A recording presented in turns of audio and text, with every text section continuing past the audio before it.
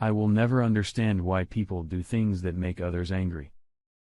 I went through life trying not to upset anyone, and it was probably too much for me to expect the same from others. I met my wife, Linda, when we were in high school. From the age of 16, we were exclusive and everyone else knew we got married just after Linda's 21st birthday. My lifelong friend Alan Hunter was my best man, Linda's sister, Marie, and 2 of her nieces were bridesmaids. If asked, I would say Linda was beautiful and everything I would want in a wife. We bought a nice house on a quiet street in a nice neighborhood. 2 years after we were married, Linda became pregnant with Nick, our son, and 18 months later, she gave birth to our daughter Gail. Since we only wanted 2 children, I had a vasectomy after Gail was born. By the way, my name is Don Simmons, and I work as a production manager for a company that may specialize lifting machines and cranes. I make good money. So being a stay-at-home mom was never a problem for Linda. It was until a few years later when a problem arose. Linda was still a very attractive woman. Her size, 3 breasts, and cute ass still turned me on. Too bad it did the same for someone else. I thought life was perfect, at least as perfect as it could be. The kids were well behaved, and we enjoyed a good social life. Once a month, my parents took the kids out so Linda and I could have a date night. We usually had dinner and then went to a club for a few hours, and when we got home, we always made love. My so-called perfect life came crashing down on a Wednesday afternoon. I had been to the dentist and decided to go home right afterward. There was a law at work, so I wouldn't be missed during the day. I entered the house and froze in place. The noise I heard upstairs suggested that Linda was either having fun with a toy or she had a man in there. I quietly crept upstairs deciding that if she was alone, it was silly to miss out on afternoon sex. Linda seemed to have the same idea. I peeked out our bedroom door and saw my so-called friend Alan Carter having a doggy style. Out of my mind, I stormed into the room. "Bastard," I yelled. I threw a punch that hit Alan in the jaw. He cried out in pain and fell off the bed. Linda screamed and frantically covered herself. "Dawn, what the hell are you doing home?" she asked dumbly. "I live here in case you forgot," I replied, returning my attention to the asshole. Grabbing him by the hair, I pulled him towards me and punched him several times in the face and stomach, my parting blow being a kick to the balls. "Get out of my house, you bastard!" Barely wearing his clothes, I got him to the door and threw him out the doorstep before storming back upstairs. "How long ago?" I shouted to Linda. She chickened out and said nothing. "How long have you been sleeping with that asshole?" I asked again. Linda stared at me with tears in her eyes. "About 2 months. I didn't mean for it to happen, Dawn. It just happened." "Yeah. That's right. Get yourself cleaned up and get this place cleaned up before the kids come home. I'm going out for a bit, and I'll be home at the usual time." I snickered before walking down the stairs and out of the house. I parked my car in the local parking lot and went for a walk to think things over. Up until today, I was sure that Linda loved me as much as I loved her. I had no idea she was sleeping with my so-called best friend. Nothing had changed at home. There was nothing to make me suspicious. I decided I couldn't let it go unchallenged. Some mistakes I could forgive, but not this one. I decided not to say anything to Linda except that I needed time to think. She tried to apologize that night, but I ignored her and fell asleep on the couch. The next day I called work and took the rest of the week off. Thankfully, no one asked why. My lawyer tried to talk me out of filing for divorce, saying I wouldn't come out of it too well. I told him it was my business and to file for Linda as soon as he could. My next trip was a trip to the bank.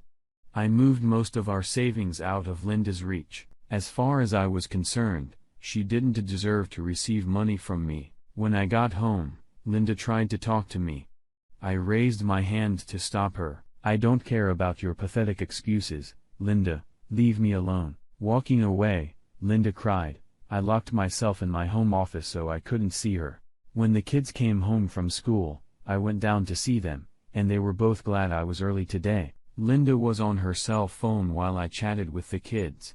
Gail is 9, and I don't think she realizes what's going on. Nick, on the other hand, was watching me and Linda. And I could tell by the look on his face that he realized something was wrong.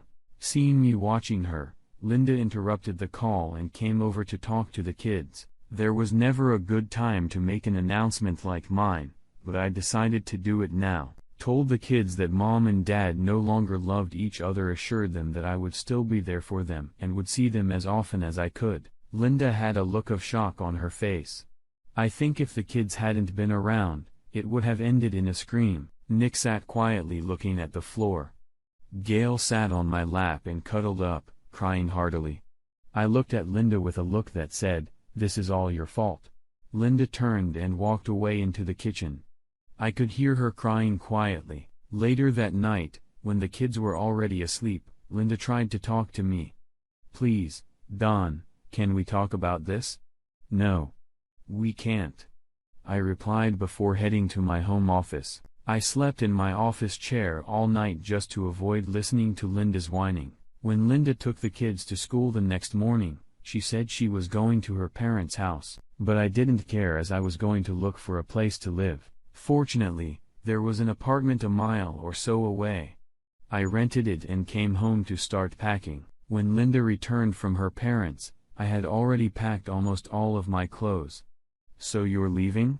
"Yes," I said, "I'm leaving, and nothing you can say or do will change my mind." "Would it help if Alan talked to you and apologized?" "No. It wouldn't. In fact, you can tell that fucking snake to stay away from me. If I see him again, I'll probably finish the job I started the other day." Linda turned away and started crying. To hell with her tears, it was all her fault anyway. As I was loading things into the car, a man came up to the house and called out to Linda. "Mrs. Linda Simmons?" he asked. "Yes. I'm Linda Simmons. You have been served." He handed Linda an envelope and turned quietly, walking away. "Please, Don. Please don't do this to our family." "I didn't do this to our family, Linda. You did it." I got in my car and drove away, leaving Linda in tears the door. I filed for divorce citing adultery. Linda asked me to change the wording to irreconcilable differences. I refused to even consider that option. At least let people know who was in the wrong. Linda signed the papers, but the divorce was slow, very slow. The first weekend, I invited the kids over to visit. Nick asked if I would ever come home. "No, I'm sorry, son. But I'm not coming back," I replied, holding back tears. For the next few months, the kids stayed with me every other weekend and a few days during school vacations. The divorce became final, and Linda never got any of our savings. Although she had the last laugh, my lawyer warned me that I would not come out of this situation healthy. He should have said financially healthy. I ended up paying half of the mortgage and child support. I didn't mind the latter, but it pissed me off that I was paying Linda's spousal support. She would get alimony for 5 years or until she got married. One weekend, I found out from the kids that Alan had moved into the house, which didn't really surprise me. What pissed me off was that Linda told them as if they should call him Daddy. There's no way I'm going to tolerate that. On Sunday, I picked up the kids and asked Linda if I could talk to her. We went out into the garden so the children couldn't hear. Alan was sitting on the terrace smoking a cigar. The children said as if you were telling them they should call that snake Daddy. "Is that true?" "Yeah. I figured they need a father around. And since Alan's here and you're not, they can call him Daddy." "What do you mean they can? They're my kids, and I'm not gonna let them call that asshole Daddy." Alan stood up as if about to cause a scandal. "Sit down, asshole, unless you wanna get another good whipping." Linda stared at me, folding her arms in front of her. "I'm serious, Linda. You shouldn't let the kids call that creature Daddy. I'll settle for them calling him Uncle Alan, but no more. When they're old enough, they can call him any fucking name they want." Just to put it all in perspective, now that you and the bastard live here, I'm cutting my mortgage payments by 1/3, he can make up the difference. I walked away, leaving the pair of them in stunned silence. After that conversation, The relationship between Linda and I became so bad that I didn't go into the house picking up or dropping off the kids on weekends. Work went up, and I was promoted with a solid pay increase. I didn't tell Linda and the kids about it for fear she would demand more money from me. As it turned out, I needn't have worried. The next time I picked up the kids, Linda asked if she could talk to me. I reluctantly agreed, and we were back in the garden. "Don, I thought you should know this. Alan asked me to marry him." I didn't answer anything. Just shrugged my shoulders and walked away smiling. These knuckleheads had obviously forgotten that if Linda got married, my spousal benefits would stop. The Monday after their wedding, I canceled the direct transfer. When Linda asked where her money was that month, I said, "You got married, Linda," which relieved me of the obligation to make the monthly payment. I hung up the phone, smiling as I did so. Before I could hang up, I heard Linda mutter the word shit. In a way, I was pissed because I was still paying a third of the mortgage. Even though I'd agreed to it so the kids would have a roof over their heads. Thanks to a pay raise and the money I saved by not paying Linda, I took out a mortgage and bought myself a house. The kids loved the house, even though it required a lot of work. Nick was 14 and understood exactly why Linda and I were divorced. I think Gail knew too, but didn't talk about it. With the help of the kids, I sorted out the garden. The grass in the yard was so tall, I expected to find the camp of an uncharted tribe in it. The kids had their own rooms, and I let them pick their own colors within reason, of course. One day, Linda asked if I could take the kids the following weekend as well. Apparently, she and Alan needed some alone time. I politely declined as I had my own plans for the weekend. Actually, I didn't have any plans, but I wasn't going to help her. My new neighbors welcomed me happily, and my kids made friends with the two kids next door. The only single person on the street was a widow in her 60s. I didn't make acquaintances as children were more important to me, but that all changed when my neighbor, Nicola, introduced me to her sister Judy. Judy had never been married, which surprised me considering how beautiful she was. Judy was about 6'3", medium build with curves in all the right places. That's how I would describe her. After a few dates, I introduced Judy to my children. I don't know if Judy was nervous, but I'm sure she was. They all got along so well that by the end of the evening, we were acting like a normal family. Gail had a big crush on Judy, and several times she went to her for advice. I found out the reason for this a few weeks later when I took them home. Linda and Alan didn't get along. I guess marriage is different from friendly sex. Linda started drinking heavily at home while Alan spent most evenings out of the house drinking in pubs and bars. It got so bad that Gail called one evening and asked if I could come and help. Linda was drunk and in a bad way. I helped Gail get Linda upstairs. Gail undressed her mother and put her to bed. All this time, Alan was nowhere to be seen. The three of us had just sat down when there was a knock on the door. I opened it and saw two policemen. "What can I do for you officers?" "We're looking for Mrs. Carter." "I'm sorry. She's upstairs in bed. I doubt I'll be able to wake her up tonight. I'm her ex-husband. Is there anything I can do to help?" I spent a few minutes explaining my reasons for coming here, and the children confirmed my story, and the officers gave me the bad news. Mr. Alan Carter died tonight.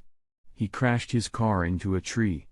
I'm afraid he died instantly. I assured the officers that I would stay and let my ex-wife know when she woke up in the morning. The children were quiet. But none of them cried when the officers told us about Alan. "This is going to destroy Mom," Nick stated, looking at Gail. She, in turn, nodded in agreement. I told them to go to bed and we deal with it in the morning. As much as I despised Alan for what he had done, I didn't want to tell Linda that he was dead. Sure, I didn't like them for what they had done, but I wasn't going to take any pleasure in it. The next morning, Linda staggered down the stairs. She looked like shit with a hangover. The booze had clearly taken its toll on her appearance. She stared at me and aggressively asked, "What the fuck are you doing here?" I explained that I came in last night when Gail called for help. "Well, as you can see, I'm fine. You can leave now." "Linda, you better sit down and shut up." I replied. Linda looked at me, then decided to sit down. Okay. What's this all about, Don? I don't have time for games. No games, Linda. While you were sleeping it off drunk last night, the police came by to see you. What do they want from me? I didn't do anything wrong. I'm sorry, Linda. They came by about Alan. The police are here to tell you that Alan was killed in a traffic accident last night. All we know is that he crashed his car into a tree and they suspect he was drunk.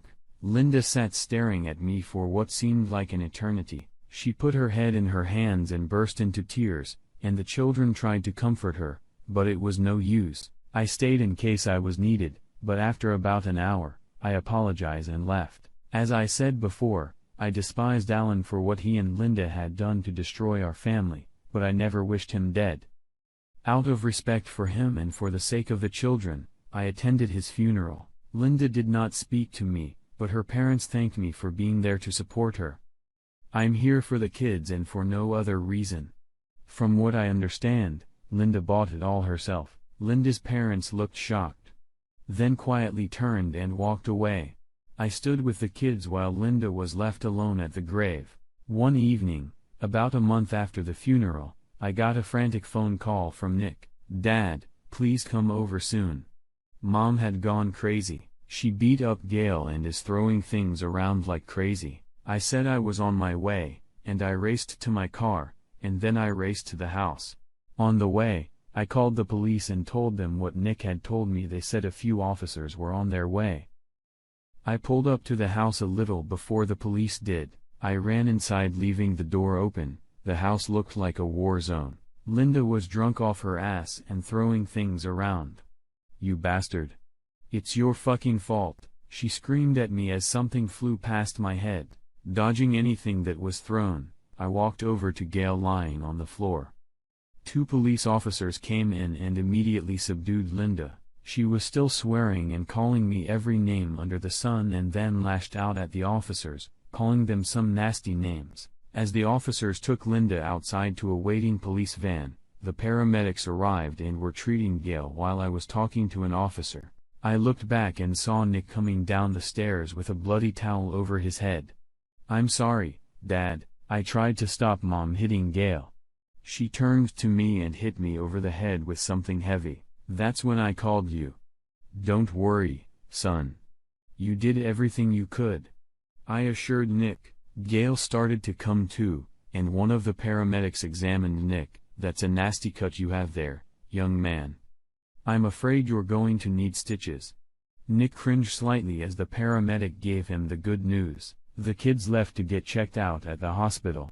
I assured them I'd be there as soon as I was done talking to the police. At the hospital, the doctor said Gail was a wreck. Other than that, she had no serious injuries. Nick, on the other hand, had to get stitches in the cut. The doctor told them both to take it easy for a few days. The next day, I took them back to the house so they could each pack a bag, told them to pack enough stuff for at least a week. I had no idea what was going to happen to Linda, but I didn't care about that now. Back at my house, I told the kids to unpack and then we'd deal with the food. Takeout food seemed like the best option since I wasn't in the mood to cook. While the kids were putting their stuff away, I sat down with a cup of coffee, but my peace was broken by a knock on the door. I opened it and saw Judy. I'd come to visit my sister and noticed your car outside the house. Everything all right, Don? Not really, Judy. You'd better come in. I sat down and told her what had happened earlier. Oh my God. Are the kids all right? They're upstairs putting their stuff in their rooms. I said I'd call for takeout when they were done. No, Don. No takeout. You go and look after the kids and I'll start cooking. If I can't find something, I'll ask where it is or go borrow it from the nice lady next door. We both laughed at the joke. When the kids came downstairs, Gail immediately ran over to Judy for a hug. I could barely hold from crying when I realized that my daughter felt safer with someone she had only known for a few months rather than her own mother. Asterisk. Linda's parents bailed her out and foolishly took her back to the house instead of her own home. I learned that Linda was charged with assaulting children as well as a police officer. Apparently, when they took the handcuffs off her at the station, she broke free and hit the officer who was arresting her. When Linda left the house one morning, I went into the house and collected the rest of the children's belongings. I didn't file for custody. I just wasn't going to leave them with her anymore, and to hell with the law. Linda got 2 years probation for assault charges. She was ordered to get help for her drinking problem. Her parents finally woke up and realized how bad she was and took her in. Linda's father suggested that I sell the house since she was not going to be returning to it anytime soon. I thought about moving in with the kids, but they didn't want to move back into the house I thought was mine. I sold the house pretty quickly. When all the expenses were covered, I put the rest of the money in the bank. Legally, I owed Linda half, but she couldn't have it until she solved her drinking problem. For me and the kids, life went on. Oddly, they weren't bothered by Linda's absence. Gail had formed as strong a bond with Judy as I'd ever seen, and Nick had made new friends and looked happy for the first time in years. I didn't keep up with how Linda was doing. Her parents didn't see fit to keep me in the loop either. I didn't know it, but things were about to change. It all started when the kids went to bed, and Judy asked if we could talk. The dreaded "we need to talk" ran through my head. Sure, Judy. What's on your mind? I wanna talk about us. By us, I mean, me, you and the kids. I just stared at her and nodded. I know you've been having a hard time lately because of the divorce, because of being a part-time father to the kids. What I'm trying to say is that I really admire you for being such a strong man, and that admiration has turned into love. I love you, Don. I just need to know that you feel something for me. Wow, that stunned me for a few moments. I saw Judy looking at me waiting for an answer. Judy, I actually love you. I guess with everything that's been going on, I just haven't told you. You've helped me a lot these past few months, and I know that without you, I wouldn't have done as well as we've turned out. So, yes, I love you. And please don't think I'm just saying that. I'm sorry if I haven't shown you how much you mean to me because of everything else. I just haven't had time to say anything. Don, I knew you loved me. I just needed to hear you say it, you big fool. The fact that you didn't tell me you love me is one of the few things you've missed here lately. Did you know that Gail got her period? Oh my God. No. I didn't know. When did it start? She came to see me a few weeks before the Linda incident. Nowadays, girls know more than I did at her age, but she was still concerned. She even called me mom once, and I don't think she even realized she did it. Maybe it's because you've been more like a mom to her lately. Honestly, I didn't realize or notice anything different. It didn't surprise me that Gail had approached Judy about her period. It was unlikely that a girl would want to discuss it with her father. I sat down and smiled at Judy. She looked at me in confusion. Judy, I want to ask you something, and please be honest with me. If I asked you to marry me, would you want to have more children in the future? Judy sat up and smiled. If you ask me to marry you, I would answer yes. As for children, the answer is no.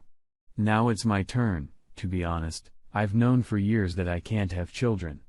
I guess that explains why I'm still single. As soon as a guy finds out I can't have kids, he finds an excuse to dump me. I've grown to love your children as if they were my own.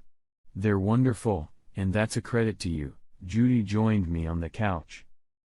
We hugged and started kissing, and it wasn't long before we headed upstairs to bed. We both agreed not to say anything to the kids about our conversation. I told Judy I wanted to talk to them alone first.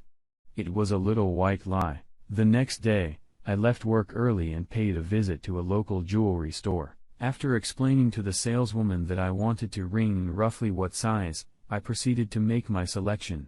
Not wanting to give up, I decided to drive home at the usual time, but due to traffic problems, I was 10 minutes later than usual. While I usually changed before dinner, I sat down to eat dinner in my suit. When we finished eating, I got up. Judy and the kids probably figured I was going to change. Judy was just about to get up and start clearing the table when I got down on one knee, holding the open ring box in front of me. Judy, will you do me the honor of marrying me? Finally, thank God. I never thought you'd think of that, Dad. Nick said with a smile. Judy was still in shock. She looked at the ring and then at me. Yes. Yes. I will, she mumbled before crying. Judy stood up and hugged me. She huffed and wiped her eyes before kissing me. The tears started again as we were both hugged by Gail. Does this mean I can call you Mom now? Judy and Gail hugged. Nick shook my hand and gave me a manly hug. It was then that I realized that none of the kids had mentioned their mother or how she might react. I personally didn't care. In my eyes, it was none of her business. Epilogue. When the kids visited Linda, they informed her that I was getting married again. She just shrugged and changed the subject. Nick told me that Linda was getting help for her drinking. She looked much better than the last time they saw each other. By this time, I had applied for and received legal custody of the children. Linda was granted extensive visitation rights, but for some reason, known only to her, she saw the children once a month at best. After making sure Linda wasn't drinking, I wrote her a check for her half of the sale of the house. She thanked me and said nothing more. Her father thanked me for giving her the money. He said they hoped she would use it to start a new life. Shortly after Judy and I were married, the kids went to visit Linda, but came back and said she wasn't there, and her parents had no idea where she was. Judy said that Linda was probably starting a new life, and would contact them when she was settled, but that never happened. One evening, Linda's father called and said he had some bad news. We sat around while he explained that Linda had left and was settling in with a guy she met at the rehab center. It turned out that this guy was a drug user. According to police, Linda and this guy, James, died of an overdose. He started using drugs again, and Linda got hooked on them too. Once Linda's funeral was over, the kids never mentioned her again, at least not in my presence. Gail treated Judy like her mother. Nick started calling her Mom since we got married. I watched Judy and the kids interact with each other and couldn't but think about how Linda had messed up her life and then messed it up completely by getting hooked on drugs and ending it.